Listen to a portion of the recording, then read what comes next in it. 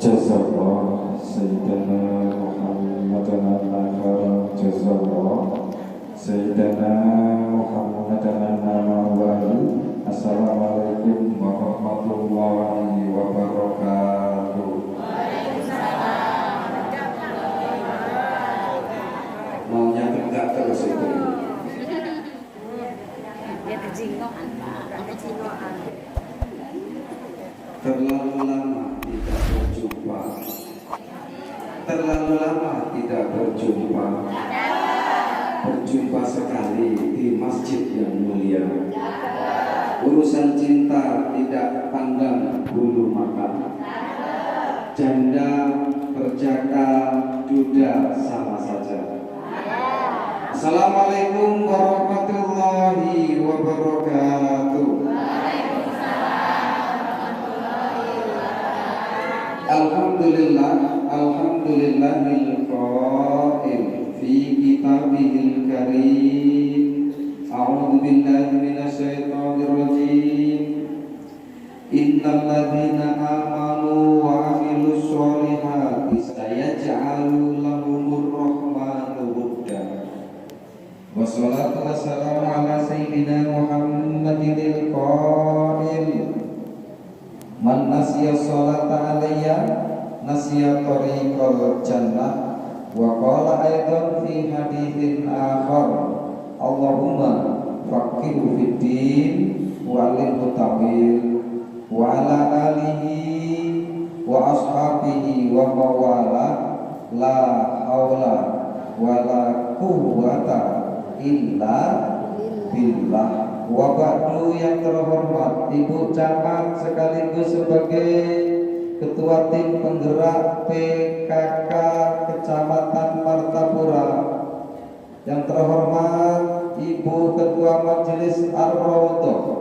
Jadi bukan majelis taklim Bu, tapi majelis Ar-Raudhah. Apa bedanya? Kalau majelis taklim hanya taklim saja. Kita bukan taklim saja nanti Bu, insya Allah. Ini baru merintis animo kita bersama.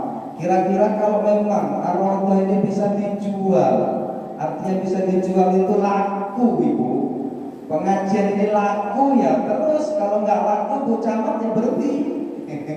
Misal ibu sudah nggak ada lagi yang hadir ya berhenti gitu. Insya Allah laku ya Bu ya. Laku nggak Bu? Tapi ini kok mengerucut kata Ketua Ar-Raudhah. Rame ini. Dibandingkan dengan yang tidak rame. Tapi kalau dibandingkan dengan yang rame ini enggak rame. Karena 10 itu lebih banyak dibandingkan dengan 7. Tetapi 10 itu lebih sedikit dibandingkan dengan 15. Ibu yang terhormat Ketua Majelis Taklim Al-Azhar, di belakang sekali Ibu. Ibu Ketua Majelis Taklim Al-Mu'min ada. Alhamdulillah. Ketua Majelis Taklim Puncak, bukan yang di sana itu apa itu? Bu Farida Oni, Perumahan Guru. Ketua Majelis Taklim Al-Wahid, Pembina Yayasan Dakwah Islam Thariqatul Jannah Kabupaten Lombok Timur, Ibu Thayyibah. Thayyibah itu bagus. Yang terhormat Ketua Masjid Al-Wahid beserta takmir. Yang terhormat siapa lagi Ibu yang belum disebut? Kota Baru apa? Anissa sudah tadi. Nurul Siam. Bu Sri Hartati, Sri Hartini. Baitur Rahim Sungai Tuhan. Mana lagi? Nanti ngambek kalau tidak disebut. Kumpul Sari. Alhamdulillah. Terukis. Peraca, ada peraca? Enggak ada. Absen.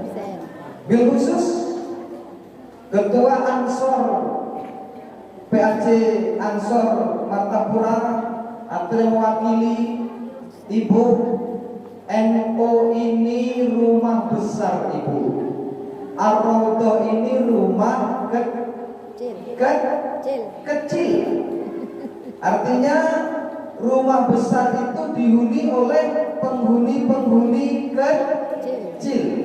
Makanya setiap acara Ar-Raudhah insya Allah ada banser. Dan di MWC Martapura itu ada namanya PDPKPNU. PDPKPNU itu pendidikan dasar, pendidikan penggerak Nahdlatul Ulama. Jenengan yang pengen ngerti rumah besar ini, jangan hanya katanya boleh mengikutinya. Mondok 3 hari. Mondok 3 hari tadi diajari seperti apa sebenarnya, diberitahukan seperti apa sebenarnya Nahdlatul Ulama sebagai rumah besar kita. Kenapa? Karena Nahdlatul Ulama itu adalah perkumpulan atau semacam lembaga keislaman dunia terbesar Bu. Paling banyak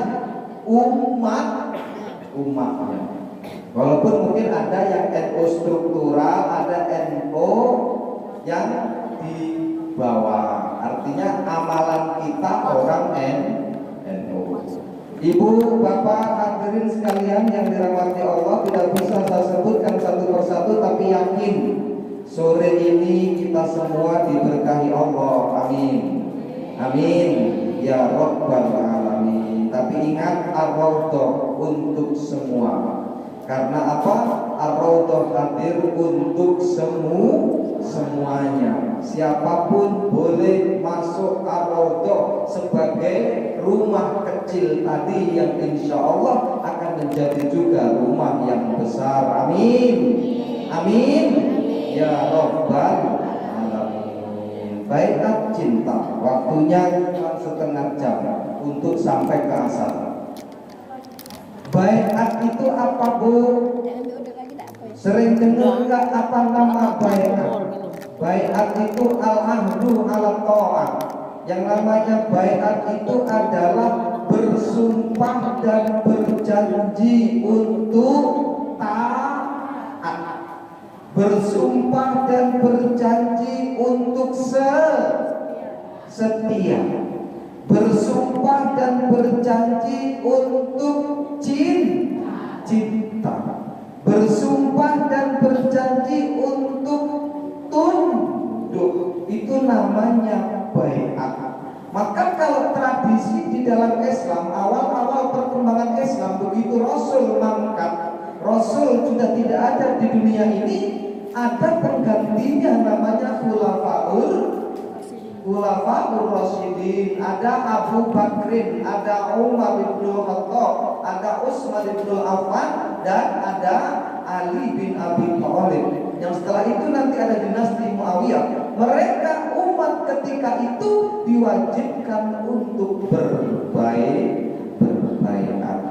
Nah, apa kemudian kelanjutan dari kalimat baiat? Adalah cinta, baiat cinta. Apa itu cinta? Cinta itu adalah wudun. Tadi ayat yang saya baca surat berapa Bu? Innalladzina amanu wa amilus sholihati saya ja'alu lahumur rahmanu wudda. Ini ayat cinta Ibu. Alhamdulillah kita orang Islam ini apapun yang kita bicarakan sudah ada di dalam Al-Quran. Ini yang disebut ayat cinta. Apa? Wudda. Wudda itu apa? Cinta dan kasih sayang. Sesungguhnya orang-orang yang beriman dan orang-orang yang beramal soleh, Allah jadikan di antara hati mereka rasa cinta. Ibu bayangkan kalau dunia ini gak ada cinta, kira-kira bagaimana keadaannya? Oh, ibu gak punya rasa cinta, kira-kira kayak apa? Kayak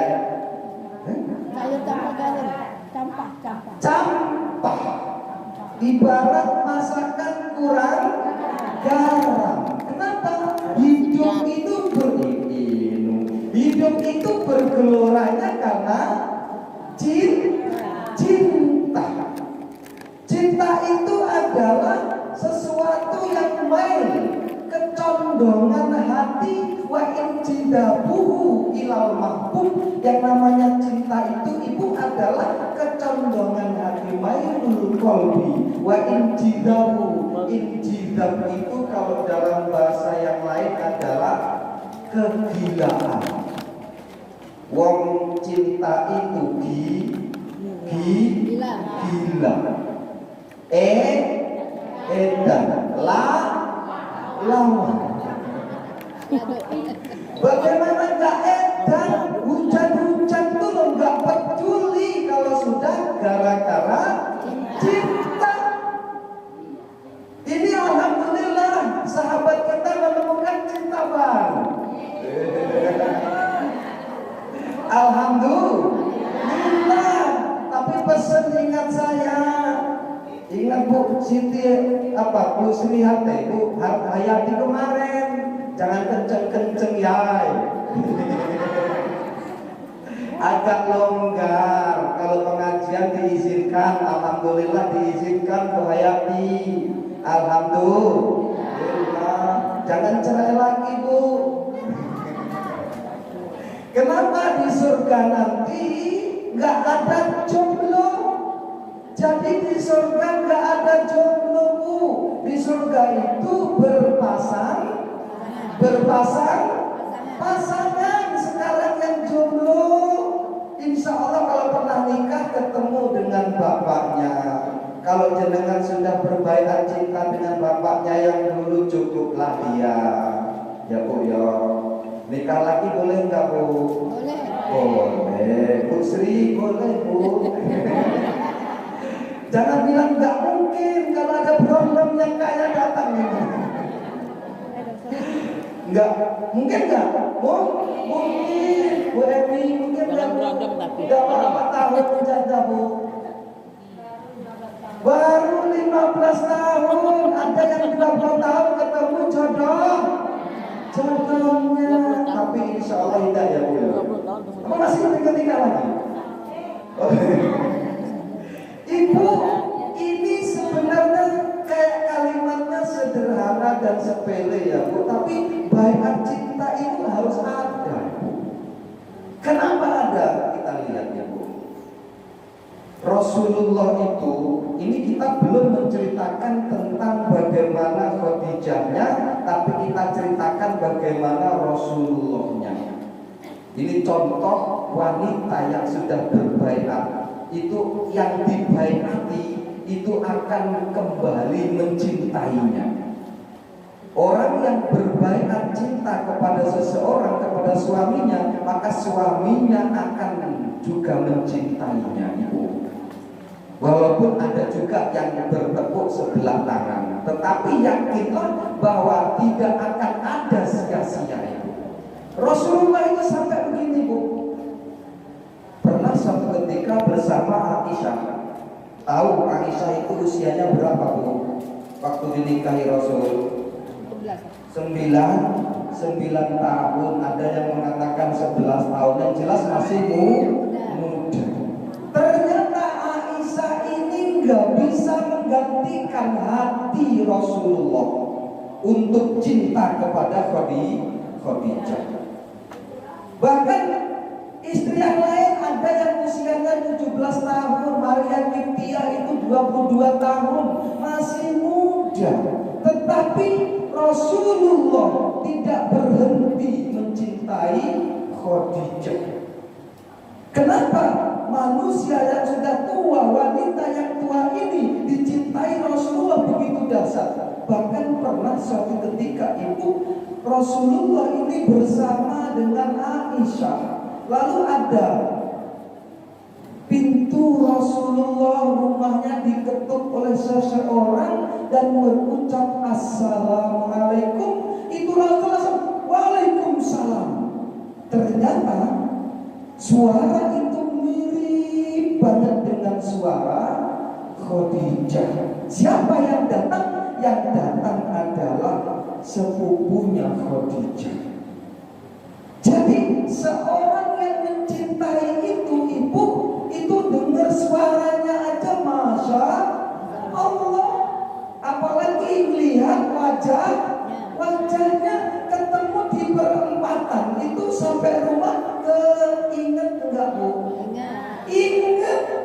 Ditutupi bantal masih ingat. Lihat apa itu? Lihat rumah, ingat kamu, wajahmu seakan di rumah itu. Mau makan, ingat kamu. Mau tidur, apalagi. Ini cinta. Rasul begitu. Aisyah yang muda, cantik. Ya walaupun nanti kita tetap akan bahas bagaimana kenapa Pak Rasul seperti itu. Cantik, muda, tidak menggemikan hati Rasulullah. Dia masih langsung berdiri membukakan pintu, dan ternyata suara itu adalah suara sepupunya Khadijah yang mirip banget suaranya. Teringat Bu, jangankan suaranya, sendalnya di masjid itu kalau ketemu kita udah berdek Bu. Ini ingat ya. Kenapa? Itu sendal kekasihku, itu sendal yang aku cintai. Makanya ada cerita tentang Laila Majnun. Laila itu perempuan, Majnun itu Qais. Dia ini sangat cinta dengan Laila. Bahkan pernah ditanya, "Hai Majnun, kamu disuruh milih antara Laila dengan dunia, pilih mana?" Apa jawaban Majnun? Jawabannya Gubar. Gubar, bukan Lailanya, Gubar. Gubar itu adalah apa? Adalah debu yang menempel di sendal Laila. Itu lebih aku hormati, lebih aku pilih dibandingkan dunia dan isinya. Oh, luar biasa enggak kira-kira? Itu baru sendalnya, bukan sendalnya, tapi debu yang menempel di sendal Laila. Bahkan fokus banget ini, maknanya fokus dalam cinta itu. Bukan Rasul tidak mencintai Aisyah, tapi Aisyah ini tidak bisa menggantikan hatinya untuk mencintai Khadijah. Sebagaimana siapa? Laila Majnun tadi. Dia menciumi rumah dinding Laila. Lalu sahabatnya bertanya, "Hai Qais, hai Majnun, kenapa engkau menciumi dinding rumah Laila?" Apa jawaban Majnun? "Ukok biludal jidal wadal jidal wa ma'uku dia sahut nakom biwarakin hukuman sakana dia." Ini kalau nggak mondok ya. Ini syair Bu, kalau tingkat kuliah ini semester 7 Bu, saya sampaikan sama sampean. Uqabbilu dal jidal wa dal jidal wa ma hukudian sahabat nakolbi walakin hukuman sakanatian. Aku tidak mencium dinding apa? Dinding rumah Laila, tapi aku mencium hakikat yang dibalik dinding. Coba, siapa yang dibalik dinding? Kekasihnya.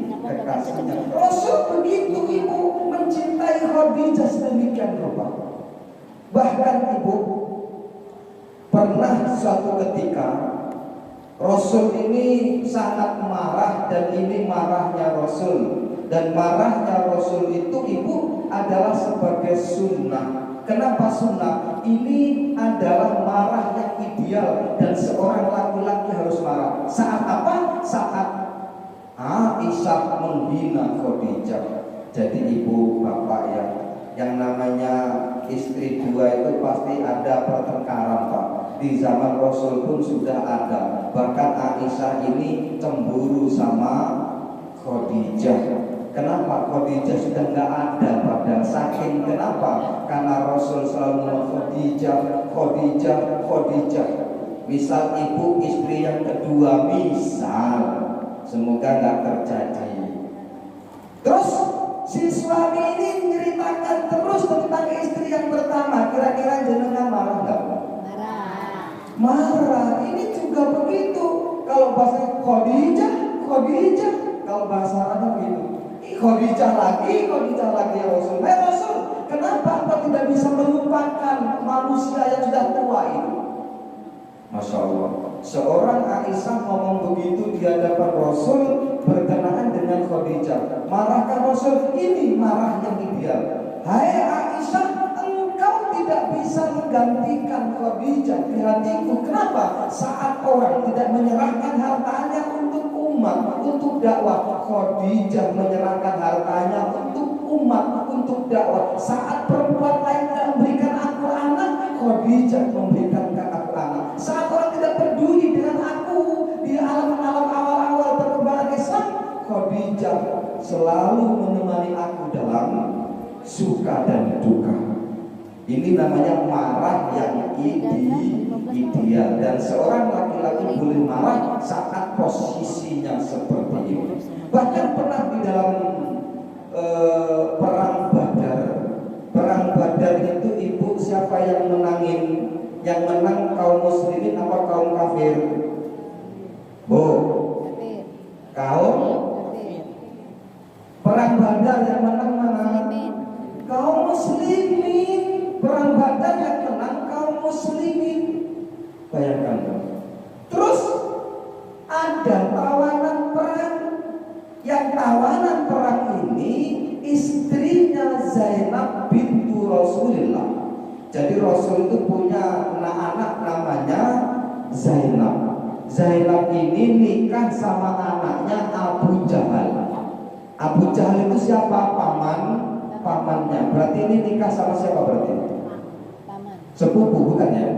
Iya. Jadi saya punya anak, saya punya paman saya punya anak kami nikah. Itu apa namanya? Sepupu. Ponakan. Bibi. Sama bibinya. Sepupu itu kalau kakak beradik punya anak namanya sepupu. Kalau paman, ponakan sambung. Boleh nggak nikah? Boleh. Sepupu boleh nggak nikah? Boleh. Walaupun laki-laki boleh. Saya sama Mas ini kakak beradik. Saya punya anak laki-laki, beliau punya anak laki-laki. Boleh nggak nikah? Ayo. Anak laki-laki. Nggak boleh. Saya punya anak, saya kakaknya beliau ini. Saya punya anak laki-laki. Beliau punya anak perempuan. Boleh nggak anak kami nikah? Siapa yang nggak boleh? Boleh, kakek boleh. Siapa yang boleh? Boleh. Siapa yang nggak jawab? Boleh dalam Islam. Nggak mau itu orang Jawa. Hanya saja orang Indonesia mayoritas tidak memakai ini. Kenapa? Pancerwa. Budaya nggak mau. Kalau dalam hukumnya boleh. Jadi ibu dengar dulu ibu nanti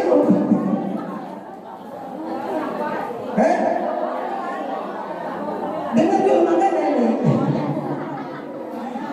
Anak saya yang laki-laki ini posisi istimewa bagi laki-laki. Kenapa?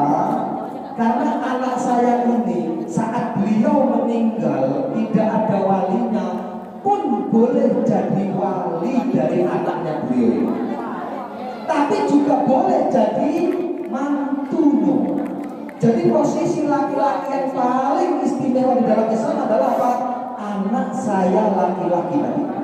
Dia bisa jadi wali, bisa jadi pengantennya. Ini jarang-jarang ilmu ini jarang-jarang diketahui ini. Kalau mungkin sebagian ibu belum tahu ilmu ini kan. Inilah ilmu fikih. Jadi boleh keponakan pancerwali nikah, tapi biasanya dihindari. Sebagai tradisi di Indonesia, apalagi orang Jawa itu dihindari. Kenapa? Terlalu dekat. Tapi dalam Islam boleh. Jadi posisinya bisa jadi wali, bisa juga jadi menantu atau mantunya atau pengantinnya. Ibu, Zainab bintu Muhammad ini nikah dengan anaknya Abu Jahal. Dan saat perang, mantunya Rasulullah ini perang tapi ikut di kelompoknya musuh. Jadi musuhnya Rasulullah, mantunya sendiri. Lalu kemudian jadi tawanan perang. Siapa yang jadi tawanan perang? Suaminya Zainab anak Rasul ini. Zainab dengar kalau mantan suaminya kena tawan. Lalu kemudian Zainab datang kepada Rasul, "Ya Rasulullah, itu hai Rasul," kata Zainab ini, "kenapa kok manggilnya gak ayah? Karena biar tidak ada nepotisme, Bu Camat. Jadi manggilnya ya Rasul, ya Rasulullah. Aku pengen menebus suamiku dengan kalung pemberian ibu." Rasul langsung meneteskan air mata. Karena apa? Karena ingat bahwa itu kalungnya Khadijah. Rasul tidak mau nanti begitu itu untuk menebus tawanan perang nanti akan dilelang oleh para sahabat. Rasul tidak tega bahwa itu pernah dipakai oleh Khadijah. Dengan itulah kemudian Rasul ngomong dengan panglima perang, "Hai panglima perang, aku tidak bermaksud apa-apa, tapi aku ingin meluluskan permintaan anakku untuk menebus mantan suaminya dengan kalung pemberian Khadijah, tetapi aku tidak mungkin melepaskan kalung itu dan izinkan aku membebaskan dia tanpa syarat." Dan alhamdulillah panglimanya pun menyetujuinya, hingga kemudian mantan suami dari Zainab ini dibebaskan tanpa syarat. Kenapa demikian? Karena Rasul tidak mau apapun yang berkenaan dengan Khadijah dilecehkan oleh orang lain. Ya kayak jenengan lah, kalau sudah mati suami itu kan sering kita mencium bau keringat, inget-inget lah. Misal suaminya sudah meninggal, ada bajunya, dicium gak Bu? Cium. Bu Sri Hartini mencium gak? Mencium. Nah itu. Yang belum janda nggak kerasa, tapi kalau sudah janda nanti kerasa. Mumpung sekarang masih ada bapaknya, cium terus. Ini kode sedikit lah. ini apa? Pisah ranjang. Ibu jangan pisah ranjang ya Bu, walaupun tua-tua ya Bu ya. Taruhlah ketemu punggung jadilah. Jangan sampai pisah ranjang ya Bu ya. Bu Hayati pisah ranjang enggak Bu? Oh, alhamdulillah. Walaupun enggak napa-napa jadi apa-apa Bu. Kasih sayang yang jelas. Kenapa pas malam hari yang satu ngorok itu kemudian satu membalikkan tubuhnya biar enggak ngorok? Itu penolong Ibu. Memang sudah enggak lagi itu-ituan, tapi apa? Bersanding itu sudah bahagia. Kecuali Bu Anis ini sering enggak bersanding. Nasibmu Bu Anis, Masya Allah. Makanya mari kita doakan semoga bahagia. Ibu hadirin sekalian dirahmati Allah. Ini Rasulullah cinta kepada Khadijah. Bahkan Ibu pernah pada waktu Fathu Makkah. Tahu Fathu Makkah Bu? Bu, Fathu Makkah tahu? Apa Fathu Makkah? Pembebasan kota Mekah. Jadi begitu Rasul hijrah ke Madinah, suatu saat membuka Mekah, bukan menguasai tapi membebaskan kota Mekah dari kaum Quraisy. Rasul datang ke Mekah dengan seluruh bala tentaranya dan sahabatnya. Saat sampai di Mekah, Rasul nggak pulang ke rumahnya. Abu Bakar pulang ke rumahnya, Umar pulang ke rumahnya, Utsman pulang ke rumahnya, Ali pulang ke rumahnya, Abu Ubaidah pulang ke rumahnya, Khalid bin Walid pulang ke rumahnya. Tetapi Rasul tidak pulang ke rumahnya. Kenapa Bu? Bukan Rasul nggak punya rumah, tapi Rasul pergi kemana? Ke Ma'la. Ma'la itu sebuah tempat di mana Sayyidatuna Khadijah dikuburkan, Ibu. Rasul buat tenda di dekat kuburan Sayyidatuna Khadijah. Kenapa Rasul buat tenda? Rasul pengen sendiri, bahkan malam hari sahabat pengen menemani Rasul pun tidak boleh. Kamu nggak usah temani saya pengen berduaan dengan Khadijah. Ayo. Ini ada orang datang baru, nggak boleh tidur di kuburan, nggak boleh doa di kuburan, nggak boleh ziarah kubur. Ini orang nggak paham dengan riwayat ini. Rasul bukan lagi tidur, sholat di situ 3 hari 3 malam nggak balik. Dia pengen bersama dengan Khadijah. Boleh nggak bermalam di kuburan? Boleh. Kalau ibu pernah bermalam di yang nggak boleh itu di kuburan cari nomor, itu nggak boleh. Zaman dulu, zaman sekarang nggak ada. Yang ada sekarang ini apa? 303. Nggak boleh yang nyari nomor, tapi tidur untuk ibadah boleh. Ini contohnya Rasulullah SAW. Dan Rasul pengen sendiri bersama Khadijah, pengen berdialog bersama Khadijah, bukan minta sama Khadijah, tapi pengen berdialog. Dan dialognya Rasulullah diabadikan dalam sebuah kitab yang disebut dengan kitab Syarah Ibnu Hisham. Jadi kitab itu menceritakan tentang bagaimana Rasulullah sempat tinggal Khadijah. Bahkan beliau bermalam di kuburannya Khadijah 3 hari 3 malam. Dan di dalam kitab itu disebutkan sodakti ya Khadijah, engkau benar ya Khadijah. Jadi Rasul pengen mengenang bersama Khadijah. Awal-awal perkembangan Islam, saat Rasul dilempari batu, sabar suamiku yang tercinta, sekarang kau disakiti, tapi nanti kau akan dimuliakan. Sodakti ya Khadijah, aku sekarang dimuliakan. Sodakti ya Khadijah. Dulu pernah saat Rasul pulang dari dakwah, kemudian tidak mendapatkan apa-apa, tetapi kemudian apa?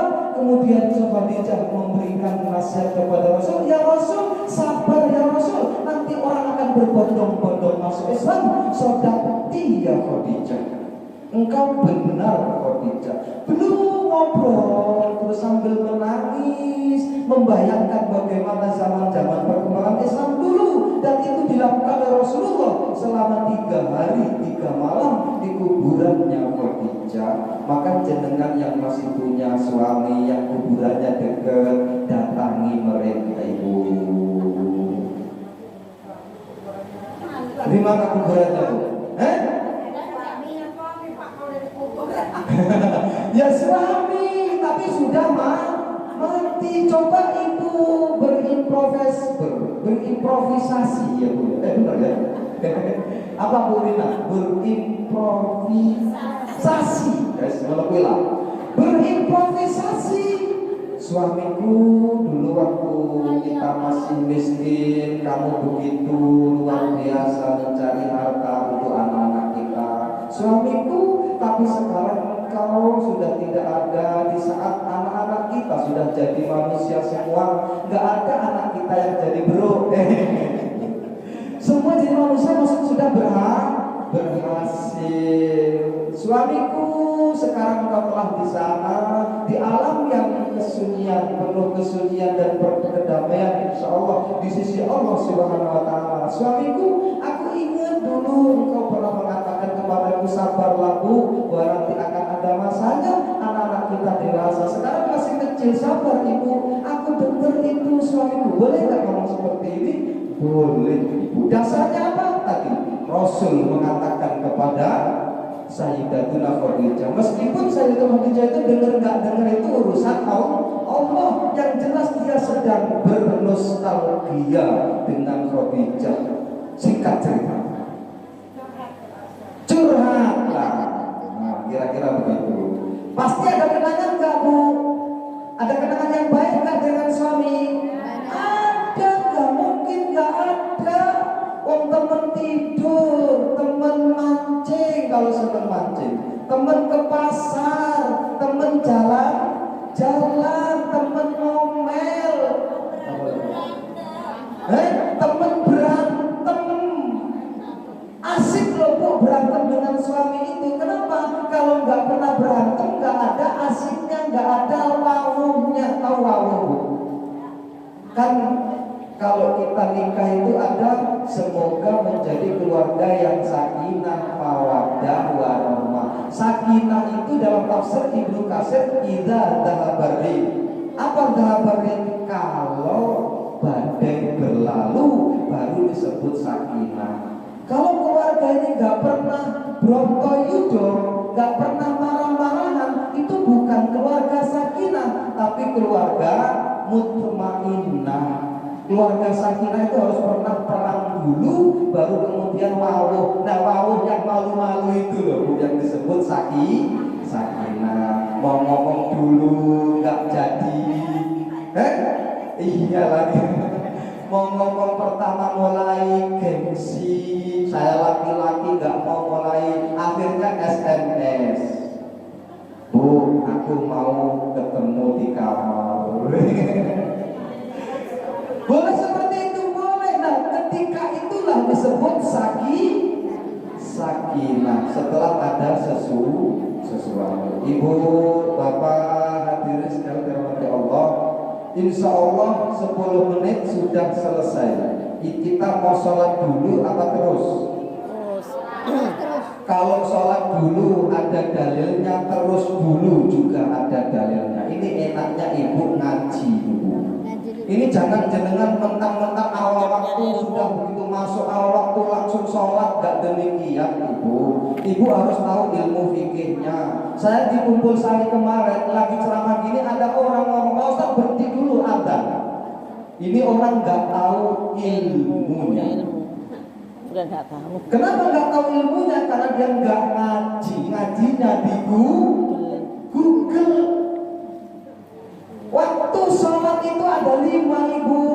Awalul waktu fi afdaliha, waktu ikhtiyar, waktu jawaz, waktu makruh, waktu haram. Jadi 5 waktu sholat. Apa yang pertama? Waktu afdal fi awaliha. Kemudian waktu ikhtiar, memilih. Waktu jawaz, waktu boleh. Dan waktu makruh, itu waktu makruh itu sholat. Dan waktu haram, waktu yang haram. Selagi kita masih di jawaz, itu berarti kalau asalnya jam 3, itu sampai jam 5 sore, itu ikhtiar dan jawaz. Selagi kita masih, misal awal waktu kita sendiri, dengan kita geser waktu setengah jam berjamaah, maka pahalanya lebih banyak menggeser waktu setengah jam tapi berjamaah. Apa dalilnya? Ini kan orang sekarang demam dengan dalil, ya Bu ya. Singkat cerita, saat sahabat Rasul waktu Isya datang, nasi kebuli datang. Tahu nasi kebuli? Apa Bu? Baru umroh ini. Kalau yang umroh tahu nasi kebuli. Nasi kebuli itu kalau kita nasi tumpeng lah Bu, dengan aneka warna, aneka macam, taruhlah lauk-lauknya lah. Makannya bareng-bareng. Makannya bareng-bareng. Nasi kebuli datang waktu Isya datang. Rasul nyuruh sholat apa enggak? Enggak. Makan dulu. Apa ngomongnya Rasul? Idza ja'al isya'u wal 'asya. Isya itu sholat Isya, Asya itu makan. Itu loh Bu. Makanya kalau nggak ada harokatnya, jenengan pasti nggak bisa baca. Dan itu nggak ada harokatnya. Idza ja'al isya'u wal 'asya'u waqtumul 'asya. Jika datang waktu Isya dan datang makan malam, maka dahulukan makan malamnya. Ini makanan badan, ini makanan dohir, ini makanan jasad. Lah ilmu ini makanan badan. Jamaah pakai 4 hukum. Ada Al-Quran, ada Sunnah, ada Ijma, ada kias. Kiasannya kalau makanan badan aja didahulukan dibandingkan dengan sholat, apalagi makanan batin. Ini baru ngaji, Bu. Tetapi jangan juga kemudian mundurnya sampai jauh. Kita paling sekitar 10 menit agar selesai, biar ibu paham apa yang saya sampaikan. Tapi kalau seandainya ini diberhentikan kemudian kita sholat, nanti nggak nyambung, Bu. Tapi mau sholat dulu nggak apa-apa? Boleh? Gimana? Sholat apa terus? Terus. Nah, jadi terus ada dalilnya, Bu Camat. Jadi nggak perlu serta-merta langsung begitu. Izin Pak Ketua Masjid. Pak, izin. Ngomong dikit boleh? Nah, alhamdulillah. Terus ngaji rawol lagi ya, piye? Ibu, Bapak, hadirin sekalian dirahmati Allah. Pertanyaan ini yang penting nih, ini intinya. Pertanyaannya kemudian, kenapa Rasul sampai begitu mencintai Khadijah? Kenapa? Jawabannya cuma satu kata. Apa? Al-wafa. Alif lam wawu fa alif hamzah. Al-wafa. Apa artinya al-wafa? Total. Apa artinya al-wafa? Al-out. Apa artinya wafa? Kalau bahasa kita habis-habisan. Kenapa Rasul mencintai Khadijah? Karena Khadijah al-wafa. Apa? Habis-habisan.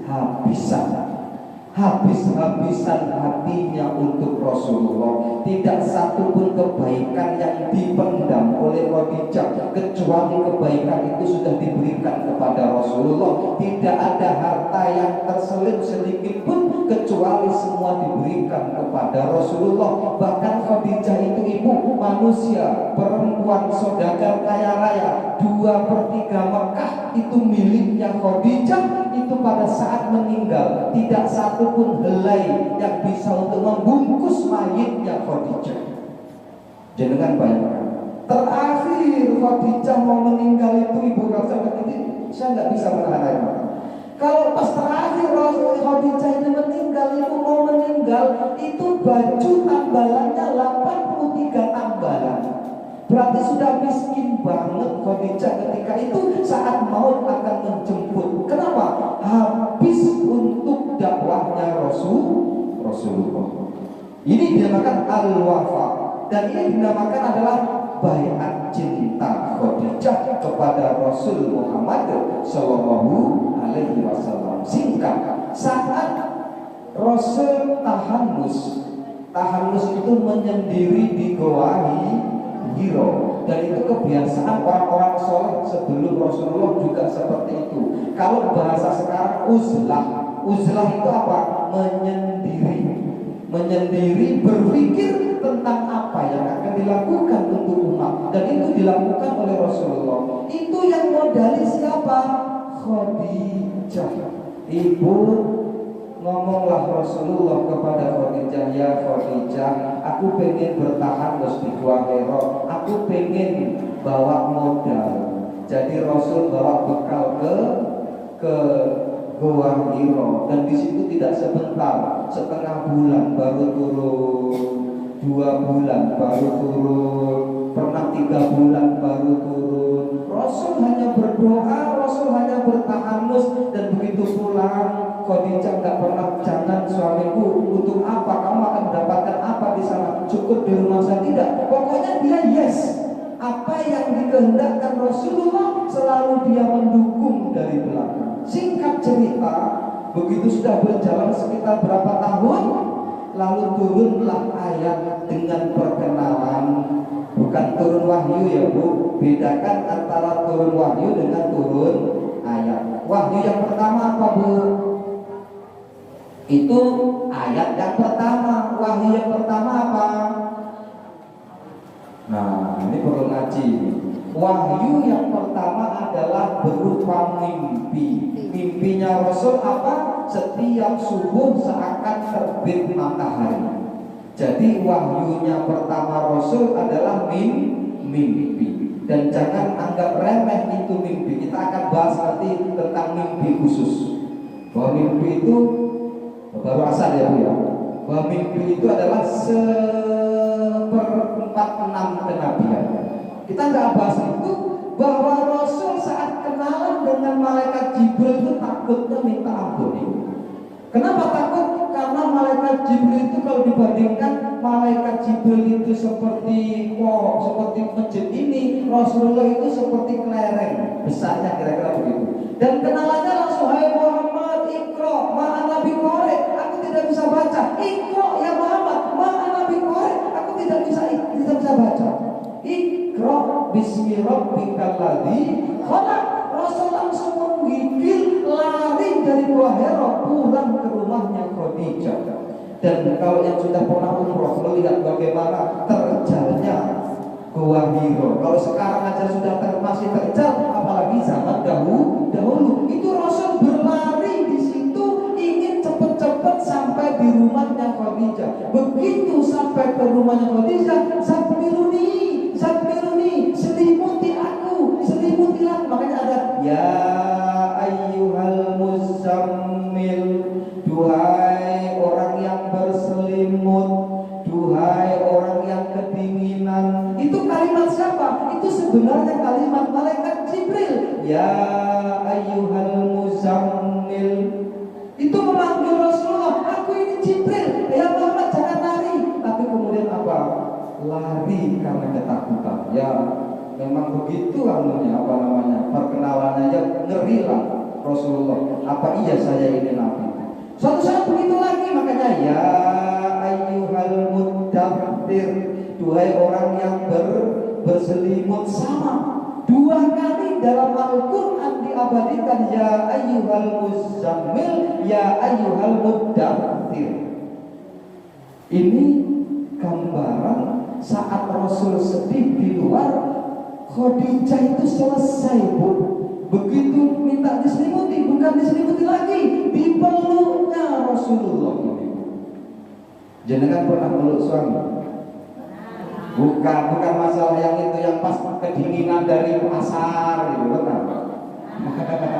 Sakit ya Bu ya. Berat jawabnya ini. Ini terjadi betul, aman, Rasul itu damai. Kenapa sih Khadijah ini masuk 4 besar wanita? Siapa yang pertama? Maryam. Yang kedua Asia. Yang ketiga Khadijah. Yang keempat Fatimah. Kenapa Aisyah itu kok enggak masuk ke 4 besar wanita yang dijamin masuk surga? Karena Aisyah itu bukan kehebatannya bukan di situ, bukan wafatnya kepada Rasul, tapi sama Rasul itu manja. Begitu sering malaikat Jibril datang ke rumahnya Khadijah, itu selalu Khadijah, ya Rasul, kau masih takut? Masih. Muhammad, suamiku kau masih takut? Masih. Ya sudah, nanti kalau malaikat Jibril datang, coba beritahu aku. Begitu ada wahyu mau turun, mau masuk ke rumahnya Rasulullah, itu malaikat ngomong sama aku, ya Rasul, aku mau datang. Langsung Rasul ngomong sama Khadijah, ya Khadijah, ini malaikat Jibril mau datang nih, saya bagaimana takut nih, saya mau gigit lagi nih. Ya sudah, gampang. Saya ingin pastikan apakah dia memang malaikat Jibril atau bukan. Coba engkau nanti pas malaikat Jibril mau datang, coba engkau duduk di pangkuanku sebelah kiri. Oh, kalau Rasulullah dengan Khadijah, Rasul yang di pangku. Tetapi kalau Rasul sama Aisyah, Rasul yang minta pangku. Ini bedanya, makanya Aisyah nggak bisa menjadi manusia 4 besar atau 5 besar wanita yang dijamin masuk surga. Rasul pulang dakwah, pulang ke rumah Aisyah, Rasul ngomong, ya Aisyah, kepalaku pusing. Aisyah malah jawab, kepalaku juga pusing ya Rasul. Akhirnya bukan lagi mau ngeriin Rasulullah, malah justru Rasulullah ngeriin Aisyah. Ini bedanya Aisyah dan Khadijah. Khadijah enggak, pokoknya yes, apa yang didebat-debatkan Rasul selalu selesai di tangan Khadijah. Dan ini terjadi Ibu saat malaikat Jibril datang, Khadijah memangku Rasulullah di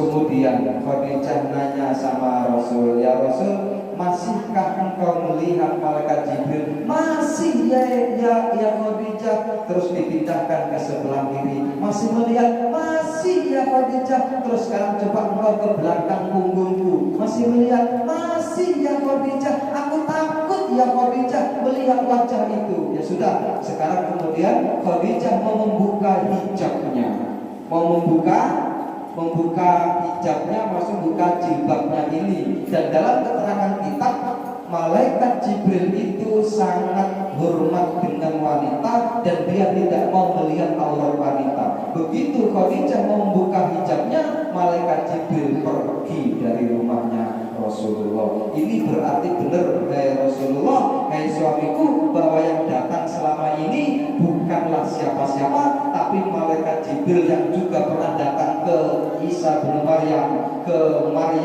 ke Musa dan lain sebagainya. Ini ibu-ibu hadirin sekalian yang dirahmati Allah. Ini hanya gambaran kecil bagaimana Khadijah luar biasa. 5 menit lagi. Terakhir ibu, Rasulullah itu di awal-awal perkembangan Islam itu sangat sulit kehidupannya. Kenapa sulit? Karena masih tidak banyak yang mau masuk Islam. Suatu saat Rasul ini mengembalakan kambing, yang kambing ini seisi 1 lembah. Kalau dibilang 1 lembah berarti sebesar Masjidil Haram. Karena Masjidil Haram itu letaknya juga di sebuah lembah. Bahkan sekarang ini menara Masjidil Haram itu tidak lebih tinggi dibandingkan dengan menara yang di menara Zamzam. Jadi menara Zamzam itu ternyata hotel itu, Bu. Orang-orang yang umroh dengan mungkin biayanya 60 juta baru bisa tidur di tower Zamzam. Dan ada jam dinding yang besar di situ. Nah, Rasul mengembala kambing sebanyak seluas lembah. Kalau di Indonesia kita mengembala kambing yang kelihatan rumputnya, tapi di sana kebiasaan orang Arab mengembala kambing itu seluas itu yang kelihatan adalah bulu kambingnya, saking banyaknya itu. Lalu kemudian ada seorang Quraisy yang belum masuk Islam ngomong sama Rasul, ya Rasul, alangkah banyaknya kambingmu. Yang maksudnya itu bertanya, tapi sebenarnya menginginkan itu. Kamu mau? Kata Rasul, mau, tapi kamu harus masuk Islam. Akhirnya orang ini masuk Islam dan menuntut seluruh dombanya demi untuk masuk Islam. Dan akhirnya dia woro-woro sama sahabatnya, yang kemudian sahabat-sahabat juga datang kepada Rasulullah. Dan Khadijah saat Rasul pulang mengembala tanpa membawa apa-apa, itu justru mengatakan, hai suamiku, besok aku siapkan kembali domba kita yang seluas lembah itu untuk diberikan kepada orang yang masuk Islam berikutnya. Coba, ini Khadijah luar biasa, hartanya habis. Bahkan tadi saya ceritakan di akhir hayatnya tidak satupun helai yang bisa menutupi bajunya, bisa menutupi saat dia meninggal. Dan kemudian beliau minta sama Fatimah untuk memintakan sorbannya Rasulullah yang berwarna hijau. Dan kemudian justru malaikat membawakan apa? Membawakan dari surga. Berapa? 4 lembar.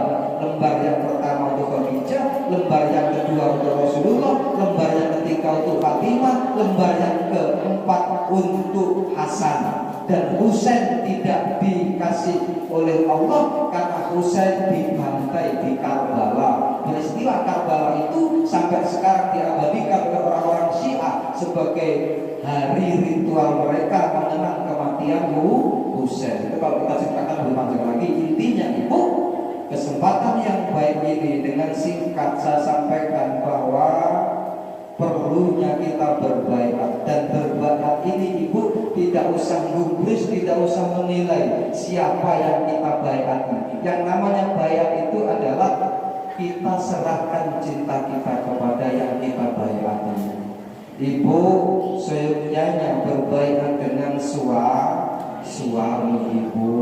Di samping suami itu yang telah memberikan nikmat di dunia, memberikan anak jenengan, nanti juga akan bersama di surga. Sekarang kan kita ini kan seperti yang dikatakan Bu Hayati tadi, harus melempar bola itu ada mantulannya. Sebenarnya nggak perlu mantul pun nggak apa-apa. Kenapa? Karena cinta tidak perlu pantulan. Kenapa? Contohnya Asia, istrinya Fir'aun.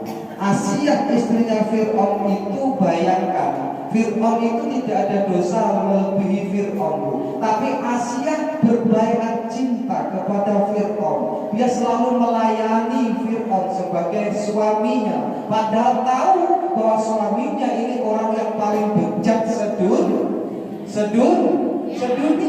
Bayangkan, bukan lagi syirik, bukan lagi musyrik, bukan lagi kafir, bukan lagi apa-apa, tapi justru dia mengaku Tuhan. Tidak ada dosa di atas dosa Fir'aun, tapi Asia masih mencintainya dan melayaninya sebagai istri. Ini disebut adalah baikat cinta. Dan karena inilah kenapa Asia itu menjadi salah satu 4 wanita yang masuk surga, dijamin tanpa hisab, karena dia telah melayani seorang Fir'aun. Tapi kalau ibu-ibu zaman sekarang kan nggak begitu. Saya itu mencintai suami kalau suami mencintai saya. Saya itu mencintai suami kalau suami beri harta. Saya itu mencintai suami kalau suami peduli. Saya itu mencintai suami kalau suami itu sayang. Kalau suami nggak sayang, saya nggak akan mencintai. Ini masih belum dikatakan berbaikat cinta. Kenapa? Karena masih ada syaratnya. Orang yang berbaikat cinta itu tidak akan pernah memikirkan syaratnya. Yang jelas, yang penting saya mencintainya. Terlepas dia mau selingkuh, itu urusan dia dengan Allah. Terserah dia mau nakal, itu urusan dia dengan Allah. Kenapa? Fa'annal wafa'u alal khalqi wa annahu yanalul wafa'in Allah. Orang yang berbaikat cinta kepada suami, maka insya Allah akan mendapatkan wafat dari Allah Subhanahu wa ta'ala. Gak usah khawatir ibu cintailah suami apa adanya. Nakal pun biarkan nakal dia akan dihisap oleh Allah. Terserah dia, selingkuh dia, biarkan. Yang penting saya mencintainya. Dia datang kita layani sebagai istri, dia pergi lajulah. Innamal likulli jurhin burun walahu kalimah jawabalisan. Kalau pedang itu masih seru, kalau lisan sukai hati kemana ubang gak bicara. Oleh kafiyah berapa insyaallah tiduri ila Islam mastatatu. Wassalamualaikum warahmatullahi wabarakatuh.